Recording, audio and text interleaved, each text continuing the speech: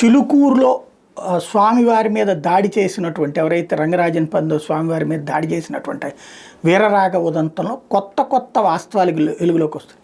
ఇతను రామరాజ్యం ఏర్పాటు చేస్తానంటూ సైన్యం కావాలని తన డిజిటల్ ప్లాట్ఫారాల ద్వారా పిలుపునిచ్చాడట.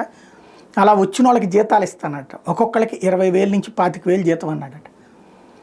అది నమ్మి వచ్చినటువంటి వాళ్ళకి అంటే ఈ 5 కిలోమీటర్లు నడవగలగాలి, 2 కిలోమీటర్లు పరిగెత్తగలగాలి అనేటటువంటి ఒక ఇది పెట్టాడట. అలా వచ్చిన వాళ్ళందరికీ ట్రైనింగ్ అన్నటువంటి పేరుతో వివిధ గుళ్ళ దగ్గరికి తీసుకెళ్ళి అక్కడ అన్నదానంలో భోజనాలు పెట్టించేవాడట.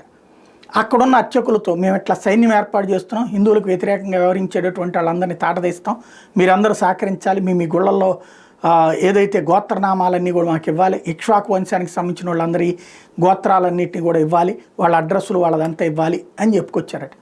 అనేక మంది అర్చకులు అంగీకరించారట, వాళ్ళు సహకరిస్తామని చెప్పారట.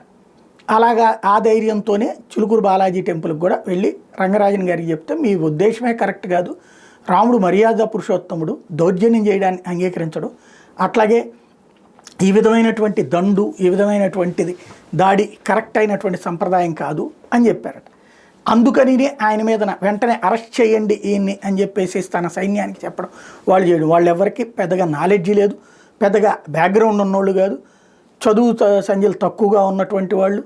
అదే సందర్భంలో ఇతని దగ్గర కొంచెం నాలెడ్జ్ ఉంది. ఏంటంటే తను అంతకుముందు టీచర్గా చేశాడట తమిళనాడులో, ప్లస్ ఈ మ్యూజిక్ టీచర్గా చేశాడట. అన్నమాచార్య కీర్తనలు వీటి మీద మంచి అవగాహన ఉంది, వాక్చాతుర్యం ఉంది. దాన్ని బేస్ చేసుకుని వాళ్ళని ఈ విధంగా వాడాడు. వాళ్ళకి ఇట్లాంటిది తెలీదు, ఇతను చెప్పేది లీగల్ నాలెడ్జ్ కూడా ఉండటంతో కొన్ని పాయింట్స్ చెప్పేసి సుప్రీంకోర్టు అయినా దీంట్లో అట్లుంటుంది ఇట్లుంటుంది ఇలాంటివి చెప్పేటప్పటికి వీళ్ళందరూ కన్విన్స్ అయ్యారట. ఇప్పుడు అందరూ 25 మంది కూడా నేరస్తులయ్యారు. ఇప్పుడు ఆ రోజున దాడికి పాల్పడ్డటువంటి వాళ్ళలో అందరి కోసం ఇప్పుడు గాలింపులు జరుగుతున్నాయి.